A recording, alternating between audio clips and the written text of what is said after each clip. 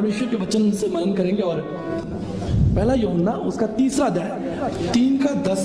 पहला यूहन्ना 3 अध्याय का 10वां पद, इसी से परमेश्वर की संतान और शैतान को संतान जाने जाते हैं। जो कोई धर्म के काम नहीं करता वह परमेश्वर से नहीं, और ना वह जो अपने भाई से प्रेम नहीं रखता। तो इस पद के अनुसार जो धर्म के काम नहीं करता वो परमेश्वर की ओर से नहीं है। दूसरा आप पद निकाले मत्ती 6:33। इसीलिए पहले तुम परमेश्वर के राज्य और उसके धर्म की खोज करो तो ये सब वस्तुएं भी तुम्हें मिल जाएंगी। पहले तुम परमेश्वर के किसकी? परमेश्वर के धर्म और राज्य की खोज करो तो सारी वस्तुएं तुमको। पहला पद जो हमने पढ़ा उसमें लिखा यदि कोई धर्म के काम नहीं करता वो परमेश्वर की ओर से नहीं है, परमेश्वर की ओर से नहीं है। दूसरा पद हमने पढ़ा पहले तुम परमेश्वर के धर्म और राज्य की खोज करो। तीसरा आप पद निकाले लूका 11:2। उसने उनसे कहा, जब तुम प्रार्थना करो तो कहो, हे पिता, तेरा नाम पवित्र माना जाए, तेरा राज्य आए। तेरा राज्य आए, ये पद महत्वपूर्ण है। पहला पद हमने पढ़ा जो कोई धर्म के काम नहीं करता वो परमेश्वर की ओर से नहीं है। दूसरा अध्याय हमने पढ़ा पहले तुम परमेश्वर के धर्म और उसकी राज्य की खोज करो तब सब वस्तुएं तुमको मिल जाएंगी। और तीसरा जो खंड पढ़ा गया वो लूका 11:2 प्रभु की प्रार्थना है। प्रभु ने कहा कि तुम इस तरह से प्रार्थना करो कि प्रभु तेरा राज्य आए। यानी यहाँ पर 2 शब्द जो हैं वो लगातार हमारे साथ चल रहे हैं। क्या क्या शब्द हैं? और धर्म और राज्य, ये 2 शब्द हैं। आज की चर्चा इसी विषय पर होगी। आज आपके सामने ये 2 जो पद हैं ये बहुत महत्वपूर्ण पद हैं क्योंकि इन पदों पर ही पूरा संसार टिका है। लगभग अगर आप भारत की बात करते हैं तो भारत में आपको लगभग 300 जो हैं बड़े धर्म मिलेंगे। यद्यपि शायद आपके सामने 4 या 5 विकल्प हो, आप चाहे कह सकते हैं कि ये बड़े बड़े 4 धर्म हैं या 5 धर्म हैं, लेकिन भारत में उससे अधिक धर्म है। लेकिन अगर आप विश्व की बात करते हैं, संपूर्ण पृथ्वी की बात करते हैं, याद रखिए 4200 धर्म इस पृथ्वी पर। कितने? 4200 धर्म इस पृथ्वी पर हैं। और बाइबल कहती है, प्रभु यीशु मसीह का वचन कहता है कि पहले तुम उसके धर्म की खोज करो। तो यहाँ पर किस प्रकार के धर्म की बात प्रभु यीशु मसीह अपने वचन में कर रहे हैं, आज की सुबह हमें जानना है। हो सकता है कि आज की सुबह आप कहें कि मैं एक विशेष धर्म का व्यक्ति हूं क्योंकि मेरा जन्म इस धर्म में हुआ है, मेरी ये संस्कृति है, मेरी ये भाषा है, मेरी ये शैली है और मैं इस धर्म का व्यक्ति हूं। लेकिन परमेश्वर का वचन कहता है कि तुम परमेश्वर के धर्म और राज्य की खोज करो। यहाँ पर धर्म विषय महत्वपूर्ण है कि परमेश्वर का धर्म कौन सा है। हो सकता है कि आपके धर्म की व्याख्या आपके अनुसार हो या आपके समाज के अनुसार हो या जिस धर्म से आप आ रहे हैं उसके अनुसार व्याख्या हो, लेकिन बाइबल धर्म को कैसे व्याख्या करती है हम इसे जानेंगे। साधारणतः अगर आप किसी से भी पूछेंगे तो वो आपको धर्मों के नाम बताएगा कि मैं शायद इस धर्म का हूं। धर्म का जो मतलब है, धर्म का जो सही शब्द है वो है धारण करना। क्या? धारण करना। जिस तरह से हम इस वस्त्रों को धारण करते हैं, भारतीय दर्शन शास्त्र बताता है कि धर्म का मतलब है धारण करना। इसके संदर्भ में महाभारत कर्ण पर्व, ध्यान रखें, महाभारत कर्ण पर्व में लिखा है कि धर्मो धारते प्रजा, धर्म ही समाज का आधार है, धर्म ही समाज का आधार है। अथर्ववेद 12:1-17 के अनुसार पृथ्वी धर्मणाग्रता, यानी धर्म का जो आश्रय है इस पूरी पृथ्वी पर है, या धर्म ही इस पृथ्वी का आश्रय है। धर्म, यहाँ पर धर्म की बात की जा रही है। ये धर्म क्या है? मैं एक प्रश्न आपके सामने रखूं और आपसे पूछूंगा परमेश्वर का धर्म कौन सा है? हो सकता है आपका कोई धर्म हो, आपकी व्याख्या कुछ हो, लेकिन परमेश्वर का धर्म क्या है? आज की सुबह हम इस बात पर मनन करेंगे। संसार में पाए जाने वाले 4200 धर्म, लगभग 4200 धर्म, क्या ये सभी धर्म परमेश्वर के विषय में बात करते हैं या आपका धर्म क्या है और परमेश्वर का धर्म क्या है? दर्शन शास्त्र कहता है कि जिस धर्म पर मैं चलता हूं क्या वो धर्म मुझे परमेश्वर तक पहुंचाएगा, या जिस धर्म में मेरा जन्म हुआ है, जिस धर्म में, क्या वो निश्चित और निश्चित परमेश्वर के राज्य तक पहुंचेगा, या परमेश्वर का कोई एक विशेष धर्म है और आपका धर्म कोई अलग धर्म है। इस संदर्भ में हम बात कर रहे हैं और भारतीय दर्शन शास्त्र की बहुत अच्छी व्याख्या है कि धारण करना धर्म कहलाता है। धारण, क्या धारण करना है, हमको क्या धारण करना है जिससे हम धर्म के अधीन हो जाएंगे। किस तरह का धर्म है? अगर आप संसार में जाएंगे तो संसार आपको धर्म की व्याख्या देगा कि हम इस तरह की पूजा करेंगे, इस तरह का पाठ करते हैं, हम इस विशेष स्थान पर जाते हैं और हम इस धर्म के लोग हैं। अगर आप देखिए संसार में लोगों ने अपने अपने कुटुंब बना रखे हैं, अपनी अपनी व्यवस्थाएं बना रखी हैं। 4200 कितने 4200 व्यवस्थाएं समाज में बनी है और हर व्यक्ति ये कहता है कि मैं इस धर्म का व्यक्ति हूं और इस धर्म में मेरी रुचि है और ये मेरा धर्म है। लेकिन प्रश्न आता है, क्या परमेश्वर का वो धर्म है? क्या परमेश्वर का वो धर्म है? हम बात कर रहे हैं धर्म के विषय में, तो जान लीजिए परमेश्वर का वचन कहता है कि परमेश्वर क्या है? आत्मा है। परमेश्वर क्या है? परमेश्वर का कोई धर्म नहीं है, लेकिन बाइबल कह रही है कि पहले तुम परमेश्वर के धर्म और राज्य की खोज करो। तो ये धर्म है क्या? धर्म है क्या? सामान्यतः आप शायद होली मना लें, दिवाली मना लें, या तो आपके विशेष धर्म के लोग हो जाएंगे। अगर आप कोई गुरु का पर्व है तो आपकी व्याख्या हो जाएगी कि आप इस धर्म के लोग हैं। अगर आप ईद मना रहे हैं तो व्याख्या हो जाएगी कि आप इस धर्म के लोग हैं। विशेष त्योहार, विशेष रुचि, विशेष व्यवस्थाओं के अनुसार हम क्या हो जाते हैं? बढ़ जाते हैं। लेकिन परमेश्वर का धर्म कौन है? परमेश्वर क्या कहता है तुम क्या धारण कर लो?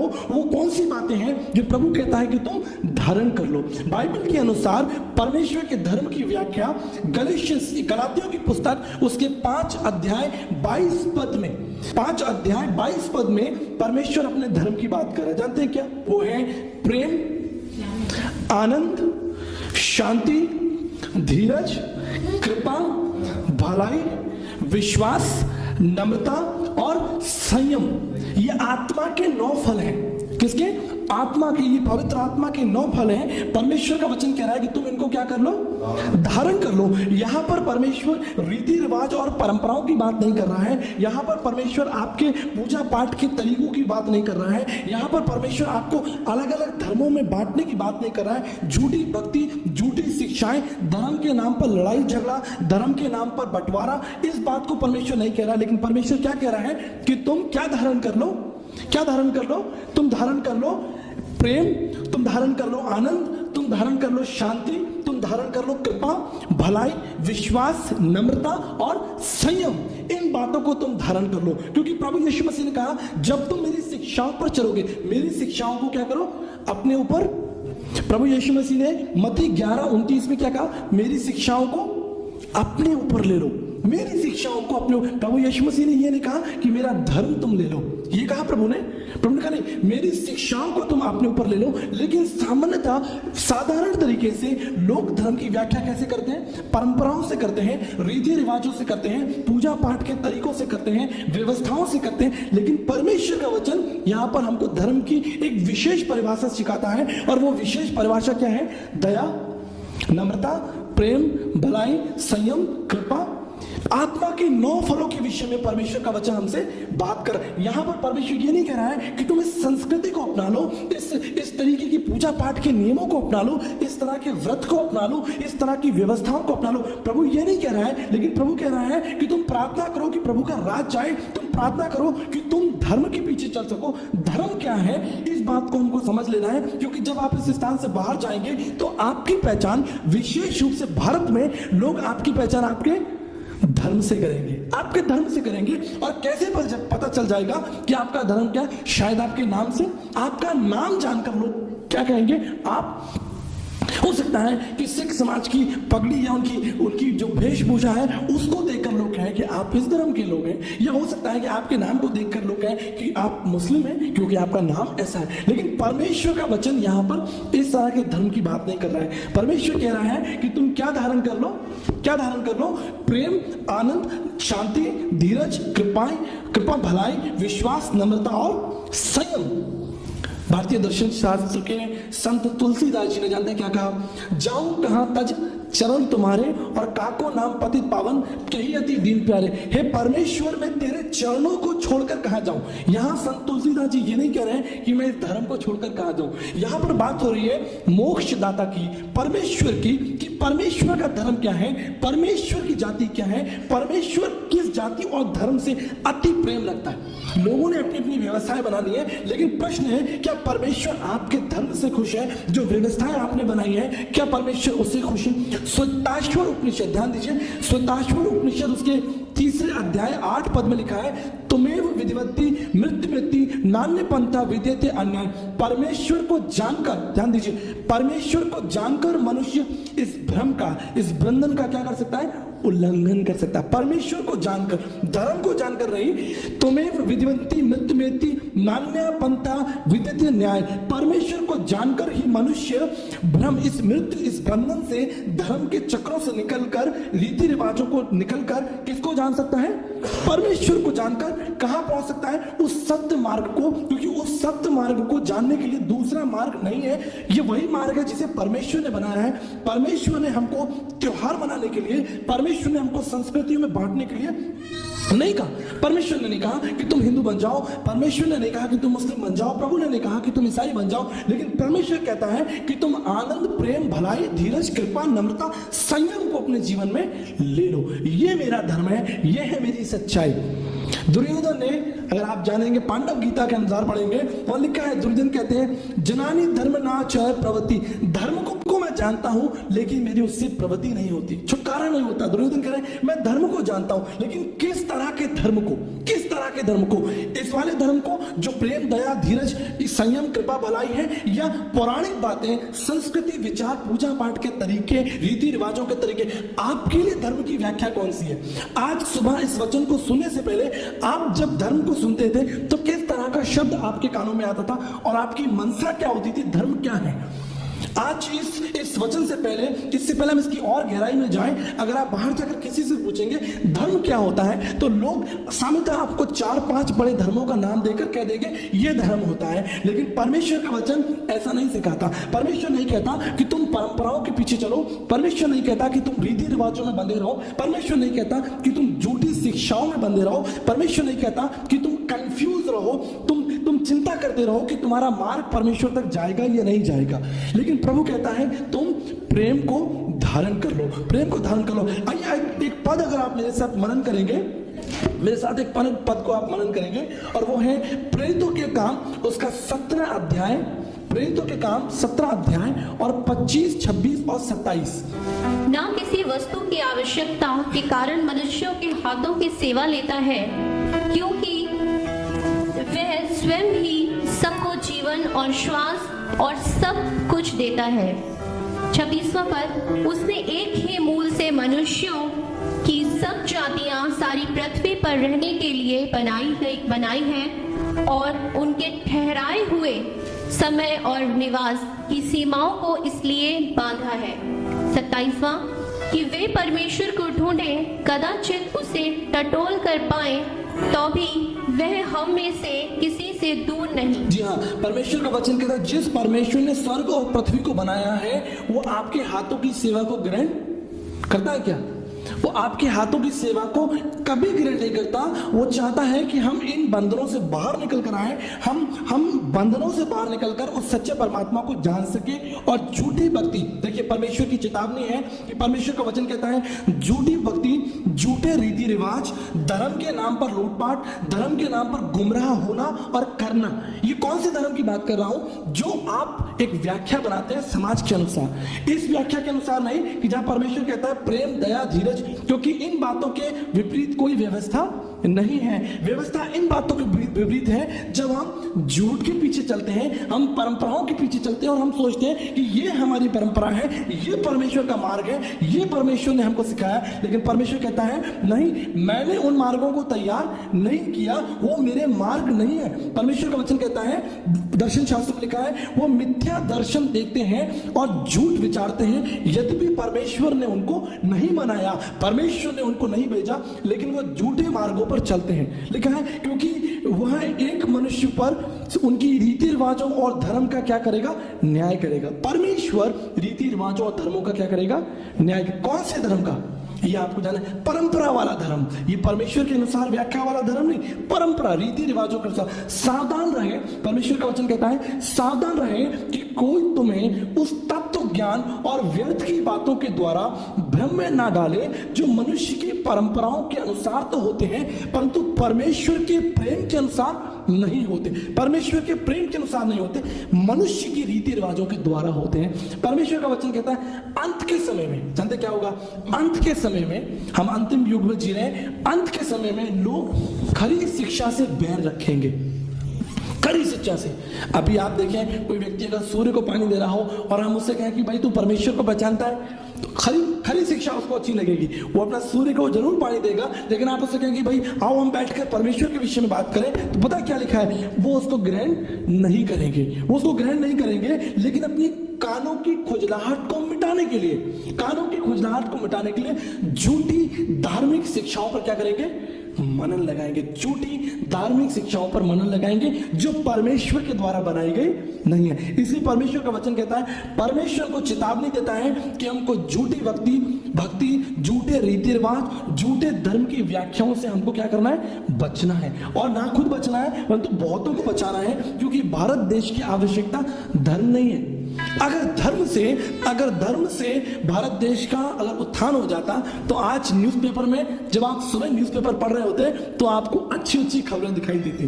कहाँ है धार्मिक गुरु, कहाँ है धार्मिक संत, जब भारत में इतनी सारी समस्याएं खड़ी हो रही है? इसलिए परमेश्वर का वचन कहता है कि भारत देश की आवश्यकता परंपरा नहीं है, भारत देश की आवश्यकता रीति रिवाज नहीं है, भारत देश की आवश्यकता है परमेश्वर का वचन। जब हम परमेश्वर के वचन पर चलेंगे, परमेश्वर के वचन पर मनन करेंगे, अपने जीवन को परमेश्वर के वचन के अनुसार केंद्रित करेंगे, तब परमेश्वर का वचन कहता है कि मैं क्या करूंगा? तुम्हें आशीष दूंगा, मैं तुम्हारे साथ साथ चलूंगा। प्रभु के वचन में लिखा है कि तुम व्यर्थ मेरी आराधना करते हो, व्यर्थ मेरी आराधना करते हो, क्योंकि तुम्हारा मन मुझसे दूर रहता है। यही तो समस्या है कि हम व्यर्थ आराधना कर रहे हैं, लेकिन हमारा मन जो है वो प्रभु से दूर है। हम क्या करें?